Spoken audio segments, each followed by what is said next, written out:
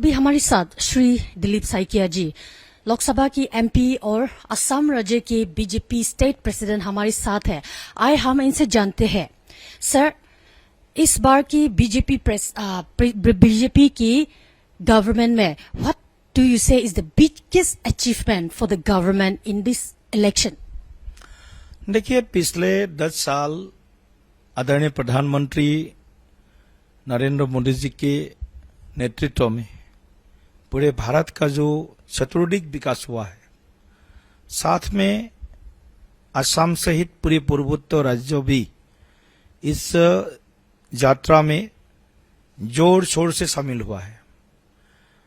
और असम में पिछले 10 साल भाजपा का नेतृत्व में एनडीए सरकार जो चल रहा है, ये पूरे कार्यकाल हम लोगों ने डेवलपमेंट के ऊपर हमने जोर दिया है।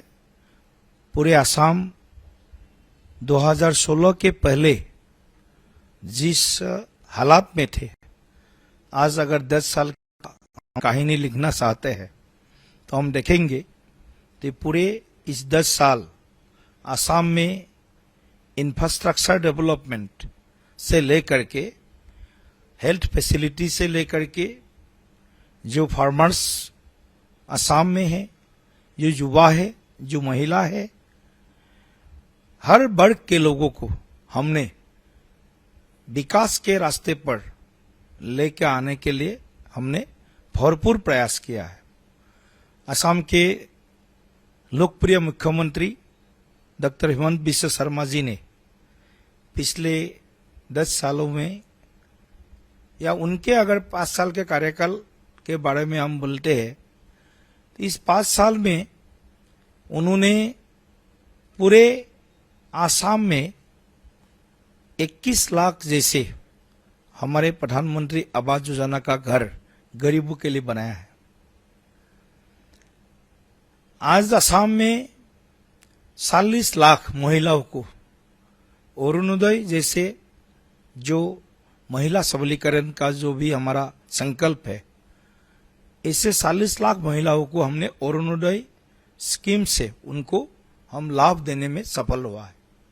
साथ में महिला उद्यमिता जो आसनी है असम के मुख्यमंत्री जी का, उस स्कीम में भी हम लोगों ने करीब 32 लाख से भी ज्यादा महिला सेल्फ हेल्प ग्रुप के हर एक मेंबर को हमने लाखपति दीदी बनाने का कोशिश किया है।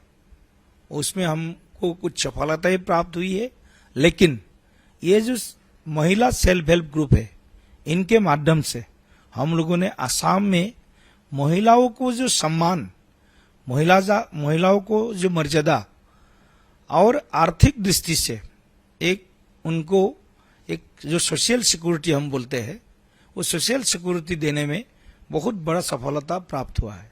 और ये सब जो है, ये डायरेक्ट बेनिफिट ट्रांसफर के माध्यम से हुआ, डीबीटी के माध्यम से हुआ है, जो प्रधानमंत्री जी का बहुत बड़ा आग्रह था। असम में पहली बार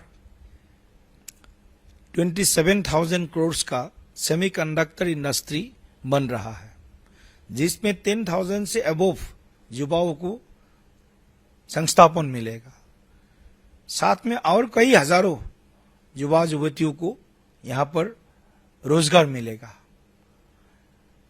असम में पहले से ही मेडिकल कॉलेज हुआ करता था, आज 14 मेडिकल कॉलेज है, 5 मेडिकल कॉलेज अभी इसमें हम लोग जनता के सेवा के लिए हम लोग इसको ओपन करेंगे। असम में अलग अलग जो क्षेत्र है, हेल्थ के लिए मैंने बोला है, साथ में एजुकेशन, शिक्षा क्षेत्र में पहली बार असम को प्रधानमंत्री जी ने IIM दिया है, इंडियन इंस्टीट्यूट ऑफ मैनेजमेंट, जो हमारा काफी सालों का मतलब आफ्टर इंडिपेंडेंस, स्वाधीनता के बाद हमारा असम के लोगों का बड़ा मन में ये आग्रह था, विशेष करके युवा प्रजन्म को हमको इंडियन इंस्टीट्यूट ऑफ मैनेजमेंट मिले, वो भी प्रधानमंत्री जी हमको उपहार दिया है। ब्रह्मपुत्र के ऊपर कई ब्रिजेस हम लोग बना रहे हैं। काजीरंगा जो नेशनल पार्क है उसके ऊपर में एलिवेटेड कॉरिडोर 34 किलोमीटर का जो 7,000 करोड़ से बन रहा है। साथ में आसाम में जो अभी नामरूप फर्टिलाइजर कंपनी है उसमें भी वहां का प्रोडक्शन 12.1 मिलियन मीट्रिक टन सालाना पर हर वर्ष उत्पादन के लिए हम लोगों ने प्रधानमंत्री जी के माध्यम से हमको वो बड़ा एक फंड हमको मिला है। 22,000 करोड़ का इन्वेस्टमेंट पर हमने आसाम, मेघालय, मिजोरम तक एक बड़ा एक्सप्रेस हाईवे हम लोगों ने प्रधानमंत्री जी के कर कमल के द्वारा उसका भी शिलान्यास हो चुका है। कुल मिलाकर के इंफ्रास्ट्रक्चर से लेकर के, शिक्षा से लेकर के, स्वास्थ्य से लेकर के, दिव्यांगजन तक हमने सबका साथ सबका विकास इस नीति को आगे बढ़ाने का कोशिश किया है।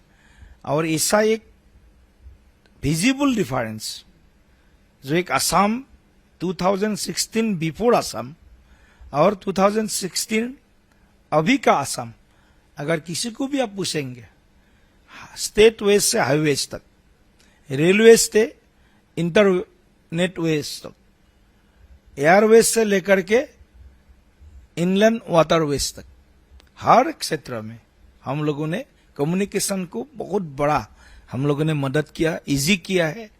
और साथ में आसाम में 1,66,000 युवाओं को ट्रांसपेरेंट वे में हम लोगों ने गवर्नमेंट सर्विस में अपॉइंटमेंट दिया है।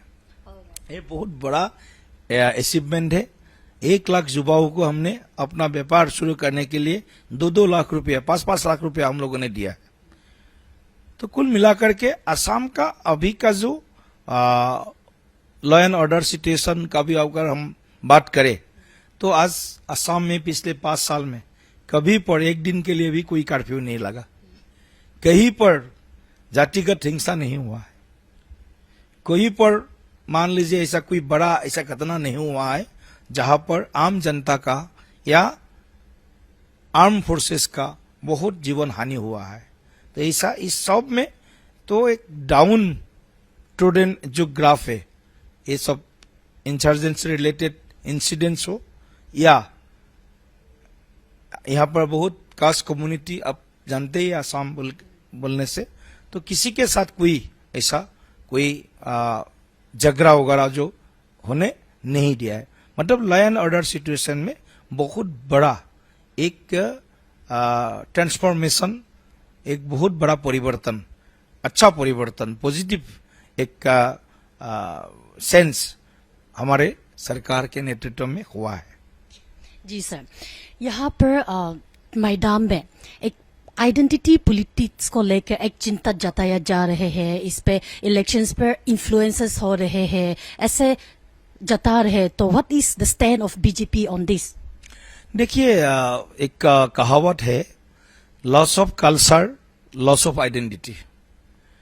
असम के जो संस्कृति है, ये भारत का जो संस्कृति है उसका बहुत बड़ा एक रिच एक कल्चरल पार्ट है।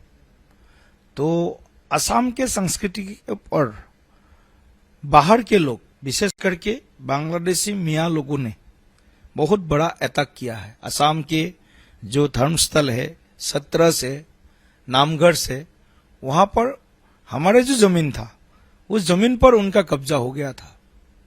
असम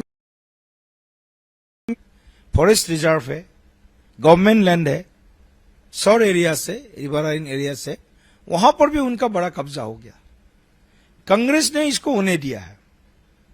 कांग्रेस ने केवल तुष्टीकरण के जो उनका नीति है, वोट बैंक पॉलिटिक्स है, एपीजमेंट पॉलिटिक्स है, उसको बढ़ावा देते देते अभी असम में 7-8 जिला जो है असम का, उसमें ये बांग्लादेशी मियाँ का वो लोग इतना जोर से डेमोग्राफी का सेंस किया है, आज वही लोग मेजॉरिटी बन गया है और इंडिजिनस असम के लोग आज माइनॉरिटी बन गया है।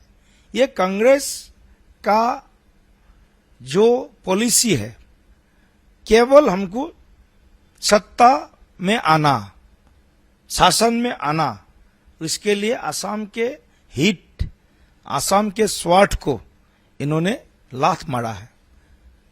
तो इसीलिए हम सब लोग वही संकल्प लेकर के आगे बढ़ा है। कांग्रेस का जो गलत पॉलिसी है, गलत नीति है, और कांग्रेस में इंडिजिनियस असम के जो लोग हैं या भारत के मूल जो निवासी है, उनके ऊपर जो एक बहुत बड़ा आक्रमण करने के लिए एक मियां बांग्लादेशियों को उन्होंने रेड कार्पेट अप्रोच किया है, उसके खिलाफ हम लोगों ने लड़ाई लड़ा है।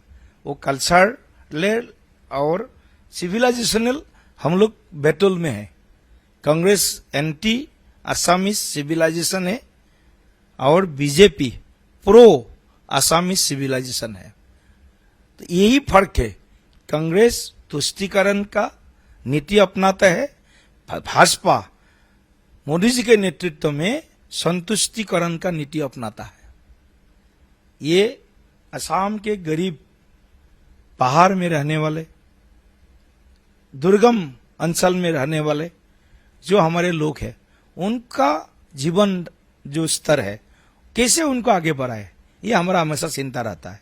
इसीलिए हम लोगों ने लाखों के हिसाब में हम लोगों ने केवल बेनिफिशियरी क्रिएट किया, ऐसा नहीं है। उनका सम्मान, उनका मर्यादा, उनका सामाजिक सुरक्षा देने का प्रयास किया है। और इसीलिए बीजेपी का शासन जो है पिछले 10 साल सर्बानंद सोनोवाल से शुरू करके, ये शासन में हम लोगों ने आज गौरव से बोल सकता है, कांग्रेस ने असम को अंधेरे के तरफ धकेल दिए थे और बीजेपी शासन ने असम को उजाला के तरफ, उजाला के ओर लेके आया है। जी सर, क्रिटिक्स का ये मानना है कि डेवलपमेंट में पूरे राज्य में अनइवन रहा है, तो इस पे आपके क्या रेस्पॉन्स रहेंगे? देखिए, जो क्रिटिक्स है वो लोग तो बोलेगा हम लोगों ने कुछ नहीं किया है, हम लोगों ने गलत किया है। ये जनता का, आप अगर बात करेंगे जनता से, तो जनता इसका, हम तो पार्टी का प्रेसिडेंट है, हम तो जवाब इसे ही देंगे। अब जनता से भी पूछ लीजिएगा, जनता इसका जवाब बिल्कुल सही और करेक्ट मतलब दे पाएंगे। तो कुल मिलाकर के असम के प्रति हमारा जो जिम्मेदारी है, असम के हर वर्ग के प्रति जिम्मेदारी है, छोटा से छोटा कम्युनिटी को, यहाँ पर अलग अलग कास्ट कम्युनिटी है, तो उनको भी विकास के पथ पर लेके आने का हमारा प्रयास हमेशा रहा है। आप असम के देखिए, अलग अलग कास्ट कम्युनिटी के अपना अपना कल्चर, अपना अपना लैंग्वेज, उनको बढ़ाने के लिए और एज ए होल पूरे असम के जो असमिया भाषा है उनको विश्व मंच में लेके जाने के लिए हम लोगों ने असमीज भाषा को प्रधानमंत्री नरेंद्र मोदी जी ने ध्रुपदी भाषा में शामिल कर दिया है। यहाँ पर बिहू नृत्य हुआ है, बिहू उत्सव हुआ है। आज Guinness book of world records में उसका नाम दर्ज हो गया है। यहाँ पर बागुरुम्बा अभी कुछ ही दिन पहले हुआ, बागुरुम्बा दहो, ये बोरो समाज जो है असम का सबसे प्राचीन भी है और मतलब साहसी भी जनजाति है और शिक्षित भी हो गया है। ऐसे जनजाति, बोरो जनजाति का जो मेन जो उनका डांस है, कल्चरल आइडेंटिटी है, उसको बढ़ाने के लिए, नेशनल प्लेटफॉर्म में लेके जाने के लिए, इंटरनेशनल प्लेटफॉर्म में लेके जाने के लिए अपने कल्चर को हमने बागुरुम्बा दोहो जैसा कार्यक्रम किया है। हमारे आदिवासी जो 200 साल पहले साई जनगोष्ठी भाई बहन है जो असम में आए थे, असम का जो साई उद्योग है, जो साई उद्योग असम का परिचय ही साई है, लेकिन मोदी जी ने असम का परिचय इसमें और बड़ा डायमेंशन जोड़ दिया है। मुख्यमंत्री जी ने इसमें बड़ा डायमेंशन जोड़ दिया है, साई से लेकर शिप्स तक। मतलब साई तो हमारा असम का परिचय है ही, अभी सेमीकंडक्टर यहाँ बन रहा है, वहां पर जो शिप्स बनेगा वो देश विदेश में सब में इसका प्रयोग होगा. मेड इन असम शिप्स अब पैन इंडिया और एब्रोड इंडिया आज वो चलेगा. तो कुल मिलाकर के क्रिटिक्स, ये क्रिटिक्स एक्चुअली नहीं है. क्रिटिक्स का काम है हम लोग कुछ करते करते कुछ गलत किया, वो गलत वो दिखा दे, लेकिन they are doing their own propaganda, they executing their own propaganda, and they are not with the development of Assam, because they criticize the semiconductor industry when it was announced in Assam. Then Kharge's son, the Congress national president's son, he criticized that where is the merit in Assam?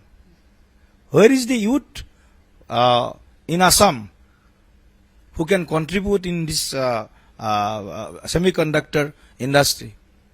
So that is their mindset. So always Congress is doing bad, doing hopeless for the development of Assam.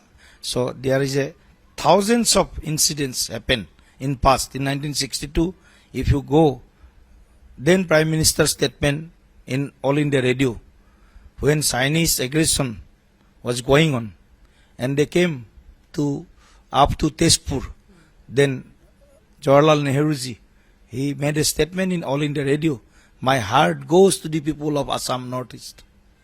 That was the hopeless statement by any Prime Minister in post-independence history of India. So always they criticizes Assam, they criticizes our Sanatan Parampara. They questions Ram Setu's existence. They skip from the Ram Mandir inauguration program. They laughs when our heartbeat Sudha Kantha Bhupen Hazarika ji was given Bharat Ratna. Then Honorable Kharge ji, he criticized क्या आसाम में गाने वाला नाचने वाला को भारत रत्न दे देता है. That was their statement.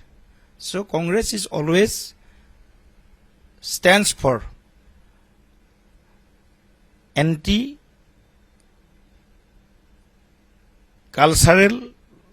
identity of Assam, and they always behave like stepmother in last 55 years of their misrule. I am not calling their rule, their misrule. Thank you very much. So that was Sri Dilip Saikia ji, the BJP state president of Assam, who has shared the greatest achievements of the Assam during the past and the biggest achievement which is yet to come. And he has also shed lights on the critics' comment on what the uneven development is being criticized in the states. This is Tejo Talnakro reporting for Sudarshan News with camera person Chandan Pariyar in Guwahati, Assam.